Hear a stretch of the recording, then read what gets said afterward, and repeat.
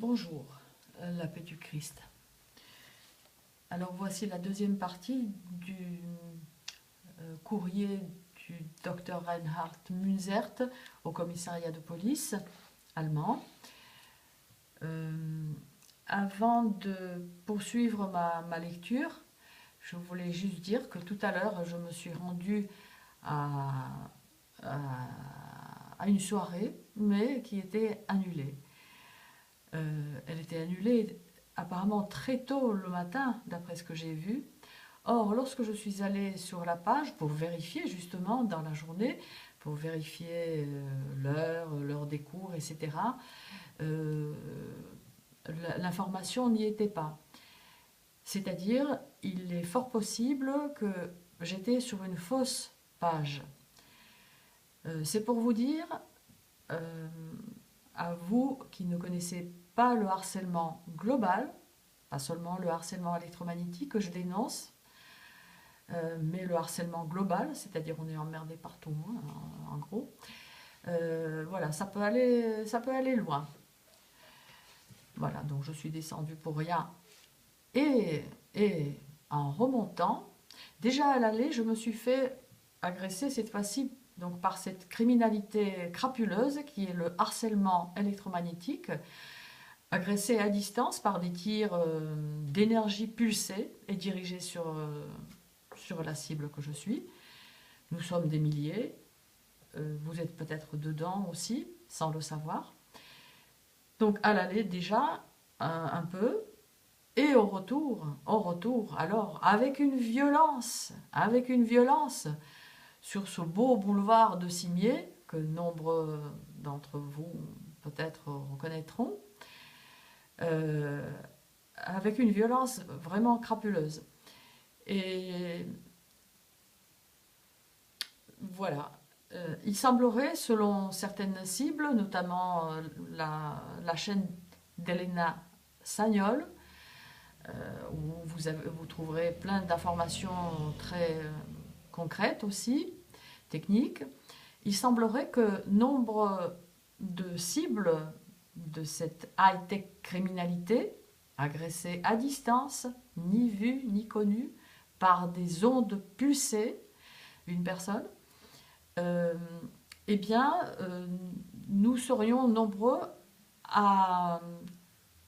Enfin, nombreux, en fait, on ne sait pas, mais il semblerait que certaines cibles seraient prises dans des jeux vidéo sous forme de code et que les personnes qui jouent, en fait, ne savent pas qu'ils agressent une vraie, une personne vivante.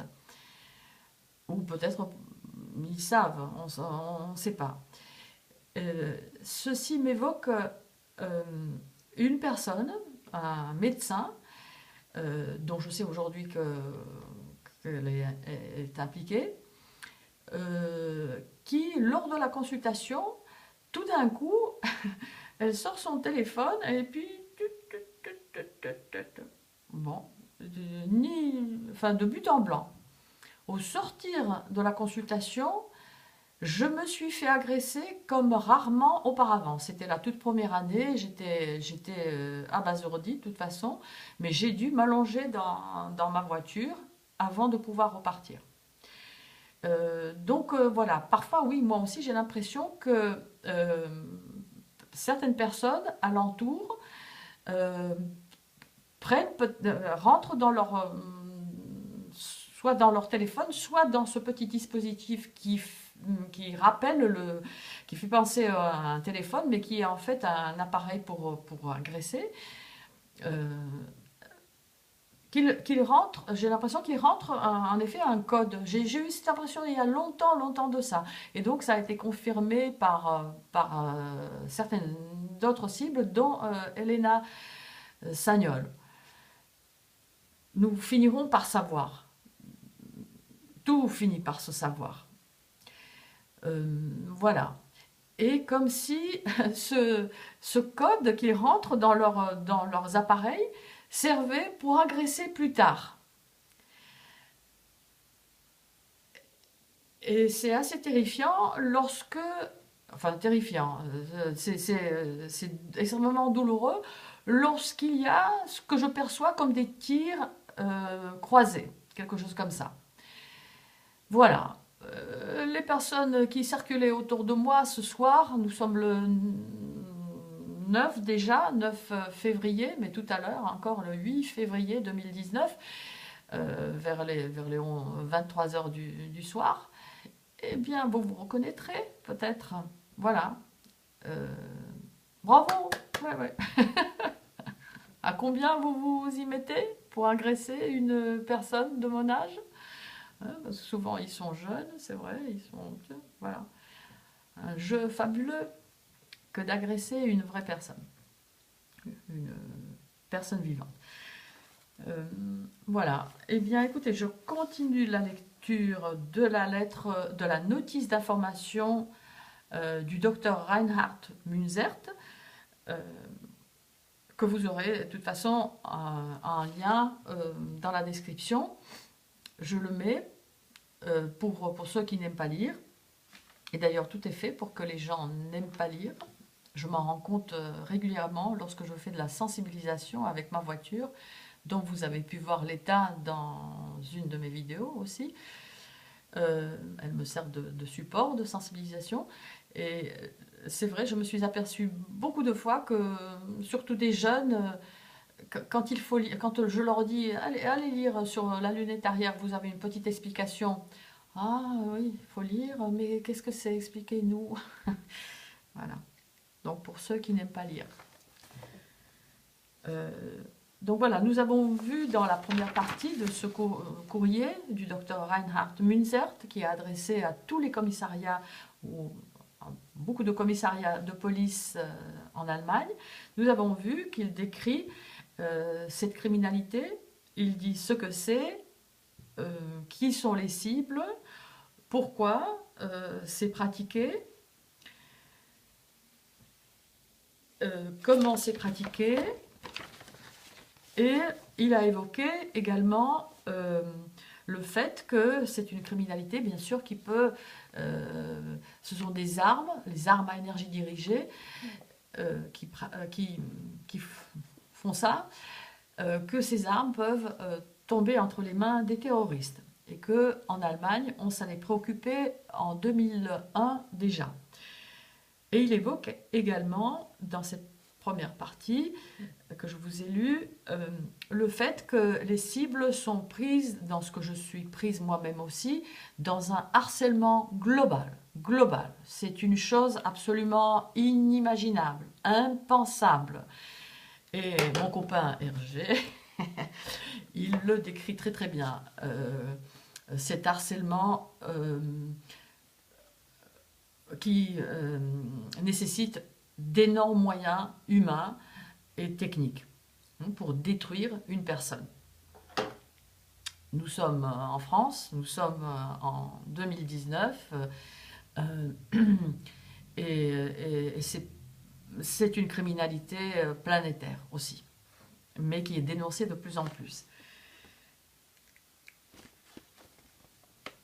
Alors, juste donc un bout de cette lettre.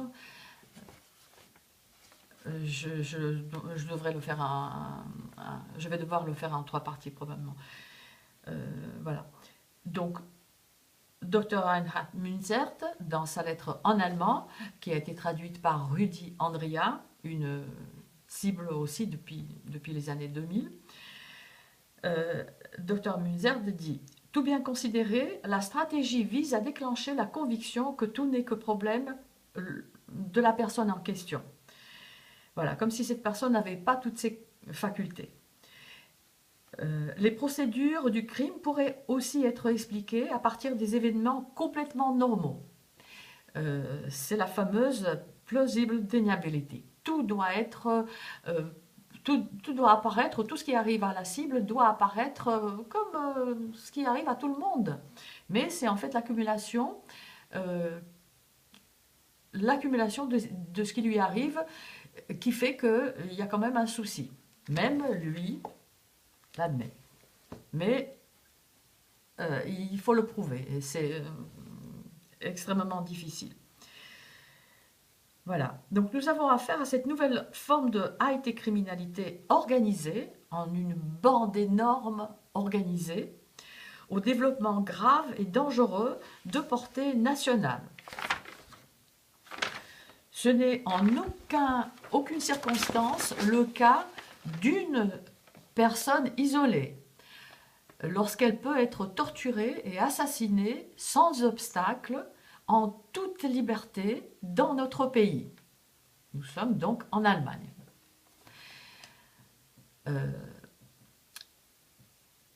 Voilà. Chaque citoyen peut être une victime potentielle, livrée impuissante et sans défense, sans protection, je rajouterai, sans protection. L'État n'assure plus notre protection.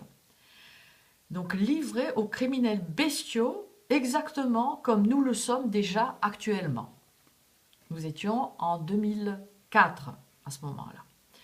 Dans de nombreux cas, l'approche extrêmement standardisée du crime high-tech organisé ne nous est pas inconnue.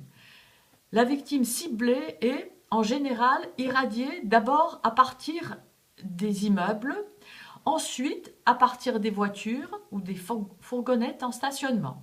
Par ailleurs, de plus en plus de voisins sont recrutés spécialement pour être tortionnaires, dit Dr Reinhard Munzert dans sa notice d'information avril 2004, dans sa notice d'information qu'il a adressée à tous les commissariats de police en Allemagne.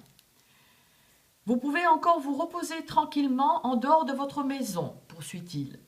Vous découvrez que les radiations à votre domicile ne se trouvent qu'en certains endroits. Ça, c'est il y a très longtemps. Hein. Aujourd'hui, c'est terminé tout ça. Et avant tout, près de certaines fenêtres. Vous essaierez instinctivement de les éviter, mais très vite, vous vous apercevrez que vous êtes traqué et irradié de plus belle. Ça veut dire quoi? Ça veut dire que votre position est repérée. Hein, on peut le faire depuis longtemps et aujourd'hui très très facilement par des dispositifs, par des radars qui voient à travers les murs. Un jeu d'enfant. Vous avez affaire à une véritable traque sauvage dans votre propre foyer. Vous tentez de vous échapper et vous quittez votre maison en toute hâte. Et pourtant, vous êtes très vite localisé partout. Je confirme. Et vous êtes ciblé et irradié avec une extrême précision. Plus le moyen de vous évader, plus le moyen de trouver la sécurité, ni à l'hôtel, ni même chez vos amis. Vous êtes ciblé et irradié encore plus, partout dans votre propre pays, voire au-delà des frontières. Plus aucun endroit pour vous abriter. Parce qu'on nous dit souvent, mais déménage, mais voilà, mais il y en a qui ont déménagé, il y en a qui ont changé de ville, de pays, de continent pour certains. Voilà pour cette deuxième partie de cette boutique de petites horreurs qui est le harcèlement électromagnétique. La paix du Christ sur nous tous.